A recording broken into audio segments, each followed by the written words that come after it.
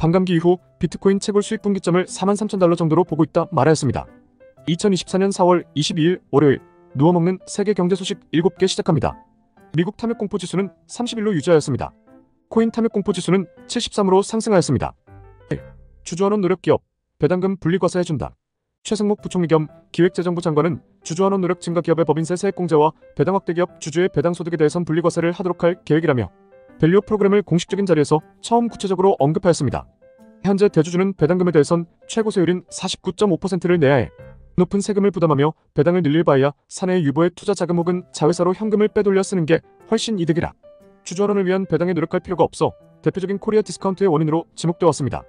분리과세로 법이 개정되면 배당금 2천만원 이상 수익의 세금이 기존 15.4%로 유지되고 법인세도 할인해 주주환원율에 힘을 준다는 계획인데 해당 건은 법 개정 사안이다 보니 추후 야당 설득이 관건이라고 전하였습니다. 2. 가스요금 내달부터 10% 오른다. 정부가 다음 달부터 도시가스 요금을 단계적으로 10%가량 인상하기로 결정하였습니다.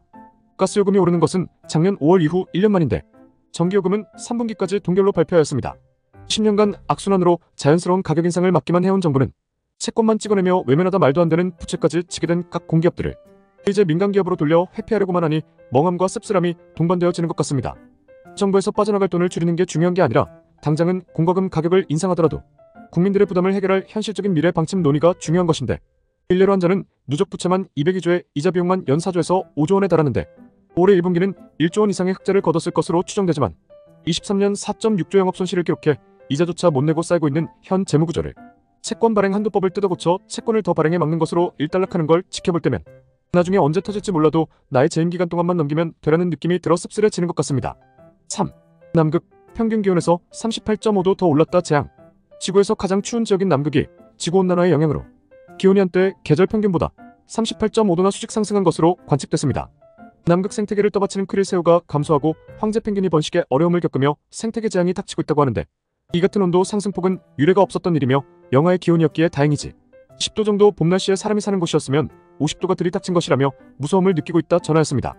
현재까지도 명확한 이유를 밝히지는 못하고 있지만 북극은 현재 지구의 나머지 지역보다 4배나 빠른 속도로 따뜻해지고 있고 남극 역시 2배나 빨리 따뜻해지고 있는데 이번 세기까지 하시면은 0.3m에서 1.1m 상승할 가능성을 보고 있고 황제 펭귄 서식지는 90%가 사라질 것이라 전망하였습니다.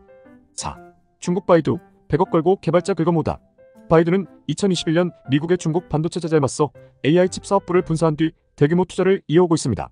바이두리 회장의 관심사는 챗GPT와 같은 바이두가 개발한 초거대 AI 모델 어니라고 답하였는데 출시 1년 1개월 만에 2억 명이 넘는 사용자를 확보한 어니는 중국의 카카오톡으로 불리는 텐센트의 위챗처럼 어니봇도 머지않아 모든 중국인이 쓰게 될 것이라고 설명하였습니다. 어니봇이 아직 챗GPT에 한두 달 정도 뒤처져 있지만 곧 역전할 수 있다는 자신감을 드러내는 중이며 가장 힘을 주는 부분은 인재 확보인데 엔비디아의 쿠다가 아닌 바이두의 AI 툴을 이용하면 누구나 개발자가 될 수 있다며 상금과 함께 홍보 중에 있습니다. 중국에서 혁신 지속이 가능할까라는 의문은 있지만 칭어대에선 어딜 가나 AI 얘기뿐이라고 하니 중국의 성장은 지켜보셔야 할 것 같습니다. 5. 환차익 달러 2조 원치 빠져나가다. 최근 1,400원을 터치하는 환율 급등 중 5대은행 달러 예금 잔액이 이달 들어 2조 원 넘게 줄어든 것으로 나타났습니다. 연합뉴스에 따르면 5대은행 달러 예금 잔액은 현재 약 77조 원인데 지난해보다는 9.7조 원 정도 줄었다고 발표하였습니다.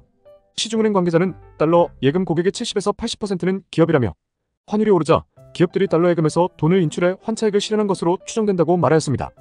6. 넷플릭스 실적 올라도 구독자 수 비공개와 높은 가격의 하락. 티빙도 구독료 20% 인상. 지난 1분기에만 예상치보다 높은 구독자 수 약 930만 명을 더 확보한 넷플릭스가 내년부터 분기별 구독자 수를 공개하지 않기로 결정했습니다.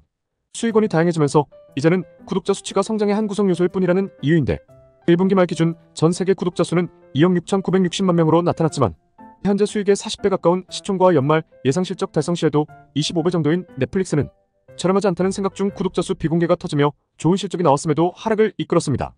주관적 칼럼 7. 지난해 1분기 워렌 버핏이 담은 디아지오 싸졌다. 워렌 버핏이 23년 1분기 지역은행 등을 팔고 매수했던 종목 중 디아지오는 현재 0.01%의 포트폴리오로 442억 원어치의 가치가 형성되어 있습니다.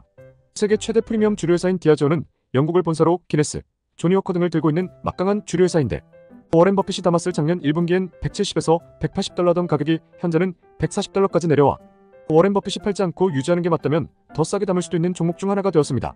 배당금은 연이 %대로 반기 배당해 현재는 수익의 20배 시총으로 꾸준히 4에서 5% 성장이 맞을 시 올 연말만 되어도 15배 시총까지 하락을 볼 수도 있지만 전체 미국 시황이 버블의 영역으로 당분간은 AI만 돈이 들어가는 현 상황에서 정말 좋은 종목인지는 개인적으로 공부해보셔야 알 것 같습니다.